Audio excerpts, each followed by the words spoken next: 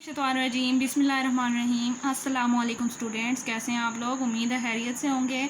आज मैं आपको सातवीं जमात की निगारे उर्दू के चौथे सबक की पढ़ाई करवाऊंगी और उसकी मशक भी हम लोग करेंगे। तो आइए शुरू करते हैं जी। तो सबक का नाम है मेहनत की अज़मत। मेहनत की अज़मत यानी कि मेहनत की बड़ाई। इस सबक में हमें बताया गया है कि मेहनत करने की कितनी अज़मत है और मेहनत करने वाले लोग दुनिया में किस तरह कामयाब व कामरान होते हैं और मेहनत करने वालों की दुनिया में कितनी इज़्ज़त होती है। तो आइए शुरू करते हैं पढ़ाई।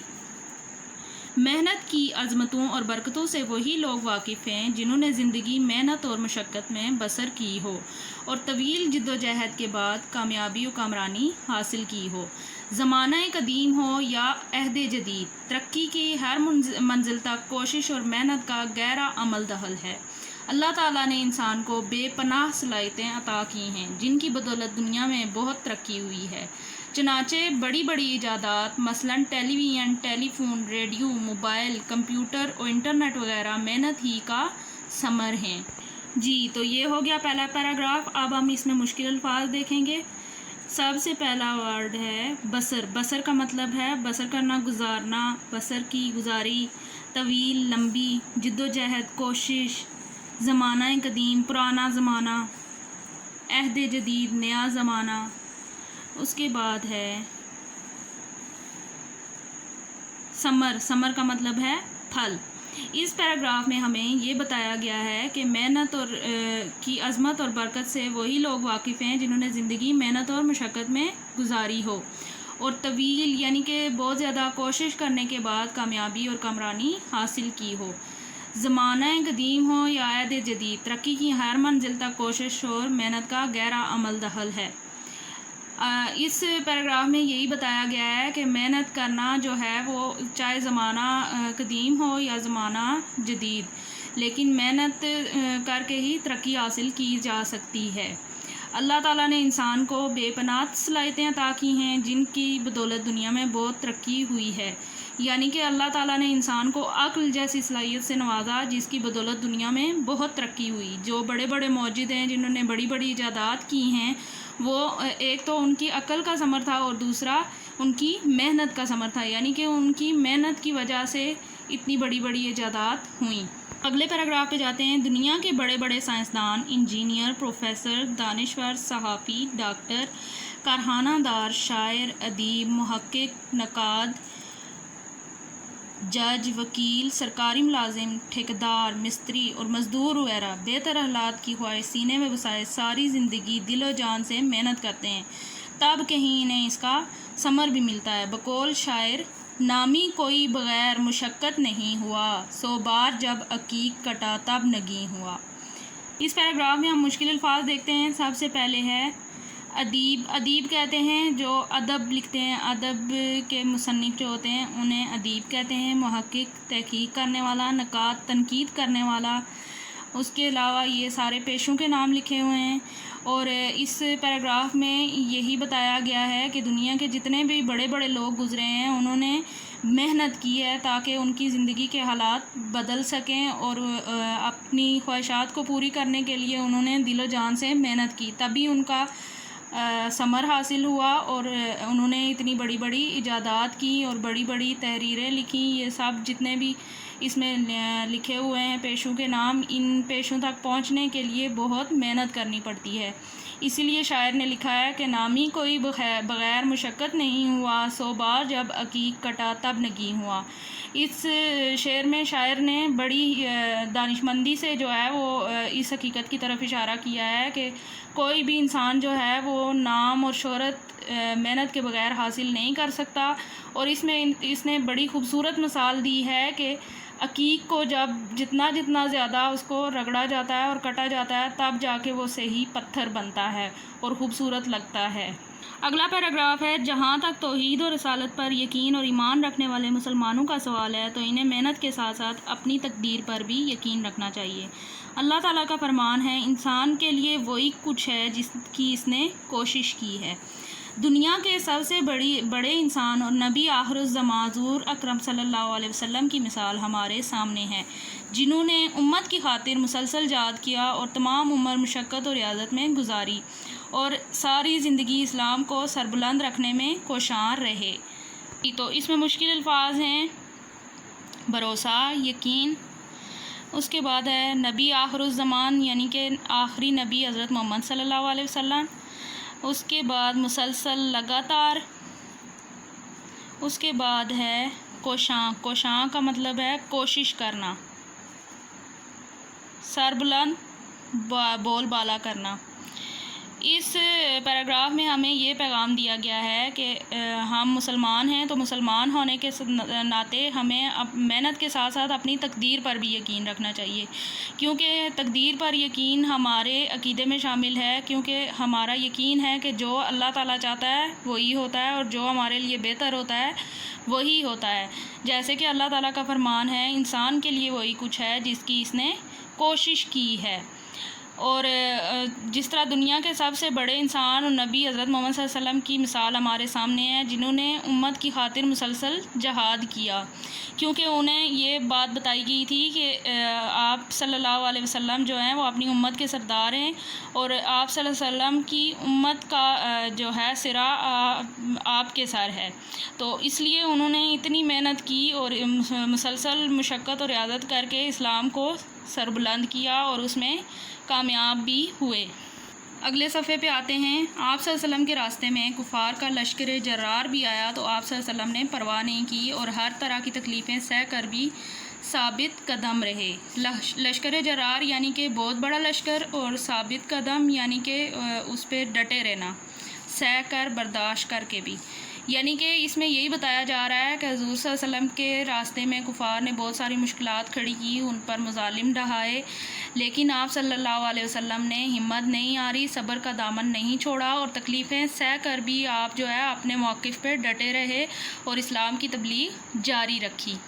اگلا پیراگراف ہے۔ حضور اکرم صلی اللہ علیہ وسلم اپنے چھوٹے چھوٹے کام خود ہی کر لیا کرتے تھے اور کسی کو تکلیف نہیں دیتے تھے، اپنے کپڑوں پر خود پیوند لگا لیتے اور جوتے بھی خود ہی گانٹھ لیا کرتے۔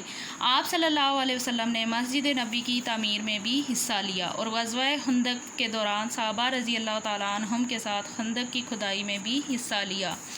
آپ صلی اللہ علیہ وسلم دوسروں کو بھی محنت کا درس دیتے تھے اور فرماتے تھے محنت کرنے والا اللہ کا دوست ہے۔ ایک مرتبہ ایک شخص آپ صلی اللہ علیہ وسلم کی خدمت میں حاضر ہوا اور کہنے لگا مہربانی فرما کر میری مدد فرمائیں۔ آپ صلی اللہ علیہ وسلم نے فرمایا تمہارے پاس کیا ہے؟ وہ شخص بولا میرے پاس ایک کمبل ہے۔ آپ صلی اللہ علیہ وسلم نے فرمایا اسے بیچ کر رسی اور کلہاڑی لے آؤ۔ وہ شخص تھوڑی دیر میں کمبل بیچ کر رسی اور کلہاڑی لے آیا۔ آپ صلی اللہ علیہ وسلم نے فرمایا کلہاڑی سے جنگل میں لکڑیاں کاٹو اور رسی میں باندھ کر بازار میں جا کر بیچ دو، چند دن بعد میرے پاس آنا۔ وہ شخص وہاں سے چلا گیا۔ چند دنوں بعد وہ رسول پاک صلی اللہ علیہ وسلم کی خدمت میں حاضر ہوا اور کہنے لگا آپ صلی اللہ علیہ وسلم نے مجھے سیدھا اور اچھا راستہ بتا دیا، اب میں بھیک مانگنے کے بجائے اپنی محنت سے روزی کما رہا ہوں، میرے پاس کچھ پیسے بھی جمع ہو گئے ہیں۔ آپ صلی اللہ علیہ وسلم اسی طرح اوروں کو بھی محنت و مشقت کی تلقین فرماتے تھے۔ ان پیراگراف میں ہم مشکل الفاظ دیکھتے ہیں۔ پیوند، پیوند کا مطلب ہے جوڑ لگانا۔ گانٹھ، گانٹھ کا مطلب ہے باندھ لینا یا سلائی کر لینا۔ اس کے بعد ہے درس کا مطلب ہے تعلیم۔ اس کے بعد ہے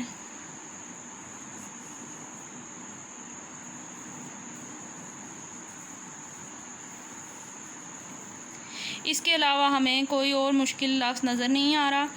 جی، تو ان دو پیراگراف میں ہمیں یہی بتایا گیا ہے کہ حضور صلی اللہ علیہ وسلم اپنے کام خود کر لیا کرتے تھے، کسی کو اس کے بارے میں تکلیف نہیں دیتے تھے، حالانکہ آپ صلی اللہ علیہ وسلم کی بیویاں تھیں لیکن آپ نے ان کو کبھی تکلیف نہیں دی اور اپنے چھوٹے چھوٹے کام خود کر لیا کرتے تھے، جیسے کپڑوں پر پیوند لگانا، جوتے بھی خود ہی گانٹھ لیا کرتے تھے، اپنا بستر خود اٹھا لیا کرتے تھے، جھاڑو لگا دیا کرتے تھے، بکریوں کا دودھ دوتے تھے، یعنی کہ جتنے بھی چھوٹے چھوٹے کام ہیں وہ خود کر لیا کرتے تھے۔ آپ صلی اللہ علیہ وسلم نے مسجد نبوی کی تعمیر میں بھی حصہ لیا اور غزوہ خندق کے دوران صحابہ رضی اللہ تعالیٰ عنہ کے ساتھ خندق کی کھدائی میں بھی حصہ لیا، یعنی کہ آپ محنت کرنے میں کوئی آر نہیں سمجھتے تھے اور جہاں بھی آپ کی ضرورت ہوتی وہاں آپ کام کرنا شروع کر دیتے، اور آپ صلی اللہ علیہ وسلم دوسروں کو بھی محنت کی تعلیم دیتے اور فرماتے تھے کہ محنت کرنے والا اللہ کا دوست ہے۔ اسی ضمن میں ایک واقعہ بتایا گیا ہے کہ ایک شخص جو ہے وہ حاضر ہوا اور اس نے کہا کہ میری مدد کریں۔ آپ صلی اللہ علیہ وسلم نے اس سے پوچھا کہ تمہارے پاس کیا ہے؟ وہ شخص بولا میرے پاس ایک کمبل ہے۔ آپ صلی اللہ علیہ وسلم نے اسے تجویز دی کہ اسے بیچ کر رسی اور کلہاڑی لے آؤ۔ اس نے ایسا ہی کیا، اور تھوڑے عرصے بعد جب واپس حضور صلی اللہ علیہ وسلم کے پاس آیا تو اس نے آپ صلی اللہ علیہ وسلم کی تعریف کی اور کہا کہ آپ نے مجھے بہت اچھا راستہ بتایا، اب میں بھیک مانگنے کے بجائے اپنی محنت سے روزی کما رہا ہوں، میرے پاس کچھ پیسے بھی جمع ہو گئے ہیں۔ اسی طرح آپ صلی اللہ علیہ وسلم اوروں کو بھی محنت و مشقت کی تلقین کرتے اور ان کو سمجھاتے تھے کہ محنت کریں اور اپنی روزی خود کمائیں۔ اگلا پیراگراف ہے، اسلام نے کوشش اور محنت کا درس دیا ہے۔ جو شخص محنت و مزدوری کر کے حلال روزی کماتا ہے اور اپنے اہل و عیال کی ضروریات پوری کرتا ہے، اس کے اس عمل کو عبادت میں شمار کیا جاتا ہے۔ گویا محنت و مزدوری کا عبادت میں شمار ہوتا ہے۔ دنیا کا کوئی عمل ایسا نہیں جو محنت کے بغیر پایہ تکمیل کو پہنچ جائے۔ ہر عمل میں نیت، کوشش، جد و جہد اور محنت درکار ہوتی ہے۔ تاریخ کے مطالعے سے معلوم ہوتا ہے کہ ہر کامیاب اور مشہور انسان نے محنت، مسلسل جد و جہد اور لگن سے ہی اعلیٰ مقام اور مرتبہ حاصل کیا ہے۔ عظیم شاعر الطاف حسین حالی نے اس بارے میں کہا ہے، مشقت کی ذلت جنہوں نے اٹھائی، جہاں میں ملی ان کو آخر بڑائی۔ اس میں مشکل الفاظ ہیں اہل و عیال، خاندان، کنبہ، اس کے بعد شمار شامل، اس کے بعد پایہ تکمیل یعنی کہ منزل پر پہنچنا، مکمل ہونا، اس کے بعد ہے مطالعہ کا مطلب ہے پڑھنا، پڑھنے سے لگن، شوق، اس کے علاوہ اور کوئی مشکل لفظ نہیں ہے۔ اس پیراگراف میں ہمیں یہی بتایا گیا ہے کہ ہمارا جو مذہب اسلام ہے اس میں کوشش اور محنت کا درس دیا گیا ہے، اور محنت مزدوری کرنے والے کا رتبہ اس طرح بلند کیا ہے کہ کہا گیا ہے کہ اگر کوئی بندہ اپنی اہل و عیال کے لیے محنت کرتا ہے اور ان کی ضروریات کو پوری کرتا ہے تو اس عمل کو عبادت میں شمار کیا جاتا ہے۔ گویا محنت مزدوری کا عبادت میں شمار ہوتا ہے۔ دنیا کا کوئی عمل ایسا نہیں جو محنت کے بغیر پایہ تکمیل کو پہنچ جائے، یعنی کہ جو لوگ محنت کرتے ہیں وہ اپنے منصوبوں میں اور اپنی کوشش میں کامیاب ہوتے ہیں، کیونکہ کوئی بھی عمل ایسا نہیں ہے جو اپنی محنت کے بغیر مکمل ہو سکے اور اپنی منزل پر پہنچ سکے۔ تاریخ کے مطالعے سے بھی یہی معلوم ہوتا ہے کہ ہر کامیاب اور مشہور انسان نے محنت، مسلسل جد و جہد اور لگن ہی سے اعلیٰ مقام اور مرتبہ حاصل کیا ہے۔ یعنی کہ تاریخ کے مطالعے سے جیسے قائد اعظم ہیں، قائد اعظم نے مسلسل دن رات محنت کر کے پاکستان حاصل کیا، لوگوں کو ایک پلیٹ فارم پہ اکٹھا کیا، اور انہی کی محنت کا ثمرہ ہے کہ آج ہم ایک آزاد ملک میں رہ رہے ہیں۔ اسی طرح عظیم شاعر جو ہیں الطاف حسین علی نے اس بارے میں کہا ہے، مشقت کی ذلت جنہوں نے اٹھائی، جہاں میں ملی ان کو آخر بڑھائی۔ اس شعر میں انہوں نے یہ کہا ہے کہ وقتی طور پہ جو ہے ہمیں مشقت محنت کرنا بہت برا لگتا ہے، یعنی کہ ہم بڑے تنگ بھی ہوتے ہیں لیکن آخر میں کامیاب ہوتے ہیں اور ہمیں عزت اور رتبہ ملتا ہے۔ اگلا پیراگراف ہے، والدین کو چاہیے کہ اپنے بچوں میں شروع ہی سے محنت کی عادت ڈالیں اور تعلیم سے لے کر گھر کے چھوٹے موٹے کاموں تک انہیں اپنی ذہنی اور جسمانی صلاحیتیں استعمال کرنے کا موقع دیں تاکہ جوان ہونے پر یہ سب کچھ ان کی ذات کا حصہ بن جائے۔ والدین کی ذرا سی غفلت کی وجہ سے بچے غلط راہوں پر جا نکلتے ہیں اور عملی زندگی میں قدم رکھتے ہی راتوں رات امیر ہونے کا خواب دیکھنے لگتے ہیں اور اس کوشش میں ہوتے ہیں کہ ایک ہی جست میں کامیابی کی ساری منزلیں پار کر لیں۔ ہر ذی شعور جانتا ہے کہ شہرت، عزت، نام اور مقام حاصل کرنے کے لیے جن لوگوں نے قوی ارادہ اور مسلسل جد و جہد کی وہ ہمیشہ فتح سے ہمکنار ہوئے۔ اگر تھوڑا تھوڑا کرو صبح و شام، بڑے سے بڑا کام بھی ہو تمام۔ اس پیراگراف میں مشکل لفظ ہیں، غفلت کا مطلب ہوتا ہے سستی، اس کے بعد ہے جست یعنی کہ ایک ہی چھلانگ میں، ایک ہی جست میں ایک ہی چھلانگ میں۔ ذی شعور عقل رکھنے والا، شعور رکھنے والا، قوی، مضبوط۔ جی تو یہ مشکل الفاظ ہیں۔ اس پیراگراف میں ہمیں بتایا گیا ہے کہ ہمیں اپنے بچوں کو شروع میں محنت کی عادت ڈالنی چاہیے اور تعلیم میں سے لے کر گھر کے چھوٹے موٹے کاموں تک انہیں اپنی ذہنی اور جسمانی صلاحیتیں استعمال کرنے کا موقع دیں تاکہ وہ جوان ہونے پر اس کا حصہ بن سکیں۔ یعنی کہ ہمیں اپنے بچوں کو شروع سے محنت کی عادت ڈالنی چاہیے، چاہے وہ تعلیم کا معاملہ ہو یا گھر میں کوئی چھوٹے موٹے کام ہوں وہ ان کو کرنے دینے چاہیے۔ اس کے ساتھ ساتھ کھیل کود بھی کرنے دینا چاہیے تاکہ وہ جو ہے محنت کے عادی رہیں اور ان کو کسی دوسری راہ پر وہ نہ جا نکلیں، کیونکہ والدین کی ذرا سی سستی کی وجہ سے بچے غلط راہوں پر چلتے ہیں اور عملی زندگی میں قدم رکھتے ہی شارٹ کٹ کے جو ہیں وہ تیاری کرتے ہیں کہ ایسا کوئی شارٹ کٹ مل جائے جس کی وجہ سے وہ کامیاب ہو جائیں اور بڑے انسان بن جائیں۔ لیکن ہر عقلمند انسان یہ جانتا ہے کہ شہرت، عزت، نام اور مقام حاصل کرنے کے لیے قوی ارادے کا ہونا اور مسلسل محنت کا ہونا ضروری ہے، کیونکہ اگر ایسا نہیں ہوگا تو شارٹ کٹ جو ہیں وہ ہمیں آخر میں جا کے تو ذلت دیتے ہیں اور ہم جو ہے رسوا ہو جاتے ہیں۔ تو یہ تربیت ہمیں اپنے بچوں کو دینی چاہیے۔ اسی طرح شاعر نے کہا ہے کہ اگر تھوڑا تھوڑا کرو صبح و شام، بڑے سے بڑا کام بھی ہو تمام۔ یعنی کہ اس شعر میں شاعر نے حوصلے بلند کیے ہیں کہ اگر آپ تھوڑا تھوڑا بھی کریں گے لیکن مسلسل کام کرتے رہیں گے تو بڑے سے بڑا کام بھی پورا ہو جاتا ہے، لیکن اگر ہم ہمت ہار کے بیٹھ جائیں گے تو چھوٹے سے چھوٹا کام بھی نہیں ہو سکتا۔ آخری پیراگراف ہے، اگر انسان ثابت قدمی اور محنت کرنے کا عادی ہو تو وہ کائنات کی ہر شے کو مسخر کر سکتا ہے۔ آج انسان چاند پر قدم رکھ چکا ہے اور اب وہ مریخ پر زندگی کے آثار تلاش کرنے کے بعد وہاں آبادی بسانے کے لیے کوشاں ہے۔ یہ سب کچھ محنت ہی کا مرہون منت ہے، لہٰذا آج ضرورت اس امر کی ہے کہ شبانہ روز جاں توڑ محنت کی جائے اور نتیجہ اللہ تعالیٰ پر چھوڑ دیا جائے، کیونکہ اللہ تعالیٰ نیتوں کو پہچانتے ہیں اور دلوں کا حال بہتر جانتے ہیں اور محنت کا اجر ضرور دیتے ہیں۔ پیراگراف میں مشکل لفظ ہیں، شے، چیز، مسخر، فتح کرنا، مسخر کرنا، فتح کرنا۔ اس کے بعد ہے آثار، نشانیاں، کوشاں، کوشش کرنا۔ اس کے بعد ہے شبانہ روز، دن رات، اور اجر کا مطلب ہے بدلہ۔